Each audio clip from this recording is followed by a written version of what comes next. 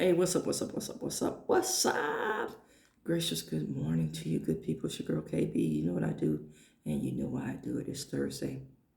It is May 28th, and it's 2:51 in the a.m. You know, I timestamp a lot because I have to orient myself to day and time because I get up so freaking early. And folks, I get up early every day. That's every day for the folks who don't understand. I get up early every day, and I don't set an alarm clock. It's just my circadian rhythms. They make some weird shifts, and this habit has stuck with me for a very long time. Anywho, I want to break something down. Let's talk about it. Let's examine it. And you can hit me in the feedback or comments to tell me your thoughts on this subject. The subject is playing in my face. Now, for those of you who don't know the quote or the statement, it's a slang term to describe a level of disrespect or when someone takes you for granted.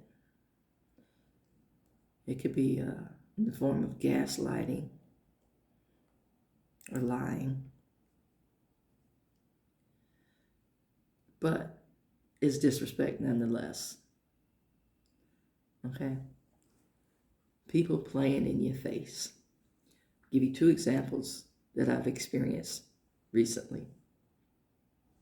First example comes from social media. I was following a particular individual, and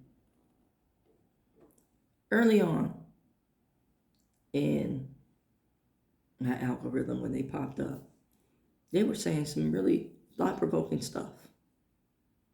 I mean, some really cool stuff. And because their work aligns with my profession, but on a higher scale, I was like, oh yeah, this is deep. Yeah, I can get with this. Then it shifted. Then the statements and the comments made a shift. And it's funny how bold people get when they're behind a keyboard. So the comments moved into a place of lust, desire, had nothing to do with what was being discussed. And I guess at some point, it pushed a button for this particular individual. I unfollowed them a while back. I can't give you a definitive time frame. I think it may be 2 weeks ago, because I was watching. Y'all, I'm from the hood. I need to say that. Whenever you describe a place as lower, and then you give a compass reading east or west, you know it's hood. Like 8 Mile. It's hood. I'm from the Lower East Side of Buffalo, New York. Now, back in the day, we had the tower projects. Back in the day, we had the neighborhood moms. Back in the day, I can say when I grew up, it was more like an episode of Good Times. So, I'm from the hood. I'm saying all this to say it's rare that you catch me slipping. See, I can hear the talk, but I also watch the walk. And when you start to move funny, when you start to move along the baseboards, or you start, sidewinding, I'm listening, but I'm also watching. And again, The talk at times was very profound, but the walk, mm-mm. So started hearing comments like, I'm not going to enter into a relationship. Who asked about a relationship? Now, I know there was some commentary, but who asked about a relationship? Then there was a change in dress style.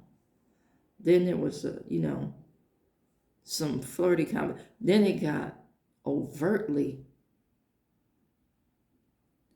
sexual. What does that have to do with any of the other things that you're sharing? And then you get into your life stuff. This is not a forum for all your life stuff, because people take that, and just as they're trying to manipulate in the comments, now you've given them information to work with. That's Hood 101.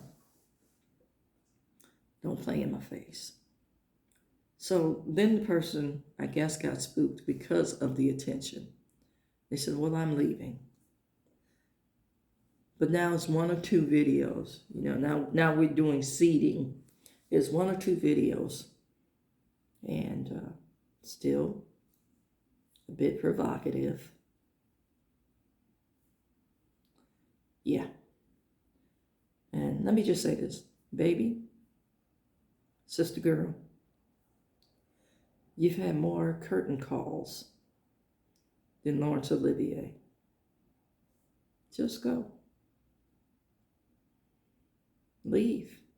The people who you've made connection with, stay in contact with. But there's obviously something that's keeping you present and keeping you in this position of seeding.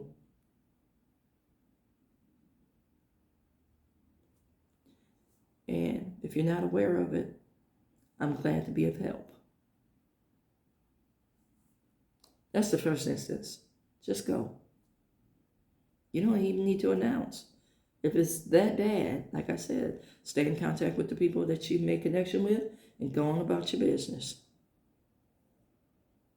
Second instance, and this is closer to home for me, I informed an individual the other day, look, you're making some bad decisions. And that's okay, because we all do.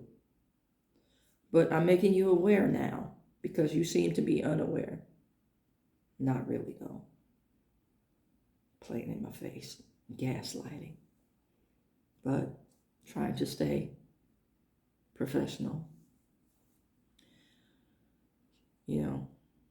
We all make choices in life.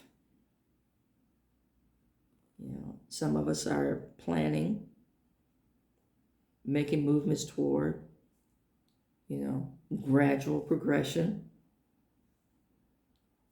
for a healthy outcome. And then there's times where we go through life and we know we're going to get scuffed up by some of the decisions that we make, and we do it anyway. One of the things that I heard some years ago, and this comes from a well-known gospel singer's goddaughter.